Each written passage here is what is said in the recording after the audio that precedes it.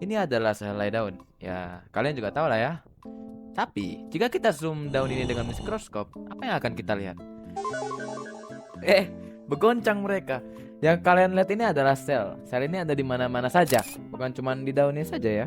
Sel makhluk hidup pasti tersusun dari sel. Tapi, sebenarnya apa itu sel? Jadi, sel adalah unit terkecil penyusun makhluk hidup dan merupakan tempat berlangsungnya fungsi kehidupan. Sel memiliki struktur yang kompleks dan menjalankan berbagai fungsi penting, seperti menyerap nutrisi, menghasilkan energi, dan bereproduksi. Sel juga dapat membentuk jaringan, yang kemudian membentuk organ dan akhirnya menjadi organisme yang utuh. Lebih gampangnya, sel itu seperti Lego. Kalau dia cuma satu doang, ya kerennya apa? Cuman kalau sel ini ada banyak dan membentuk suatu rumah dengan Lego itu, jadi keren banget gitu loh. Dengan banyak-banyak Lego ini, kalian itu bisa membentuk apa aja ya. Intinya sama seperti sel, yang kalau berkumpul, mereka bisa membentuk sebuah makhluk hidup. Sekarang kita masuk ke jenis sel. Jenis sel itu dibagi dua, berdasarkan apakah dia punya membran inti atau tidak. Yang pertama itu ada sel eukariotik.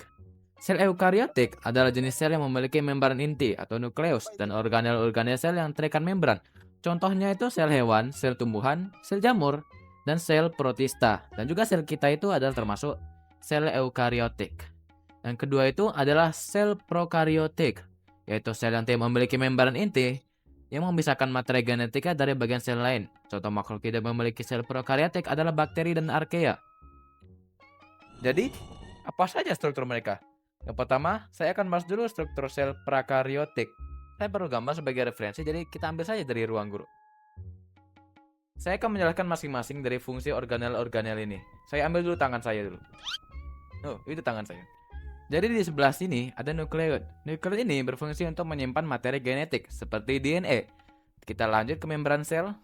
Membran sel itu berperan sebagai pelindung utama yang menjaga isi sel tetap aman, sekaligus mengatur keluar masuknya zat-zat ke dalam dan keluar sel.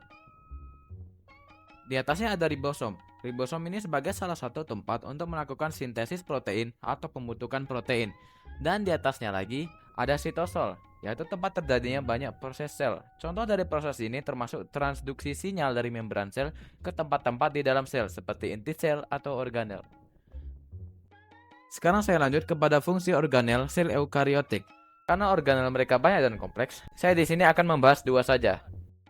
Dan bisa dilihat di sini bahwa sel hewan dan sel tumbuhan memiliki organel yang berbeda. Di sebelah sini ada nukleus. Dia berbeda dengan nukleus. Nukleus mempunyai membran yang membatasinya, sedangkan nukleus tidak memiliki membran pembatas. Di bawah sini ada dinding sel yang hanya dimiliki oleh sel tumbuhan. Dinding sel berfungsi untuk memberikan bentuk perlindungan dan dukungan struktural bagi sel, serta mengatur keluar masuknya zat.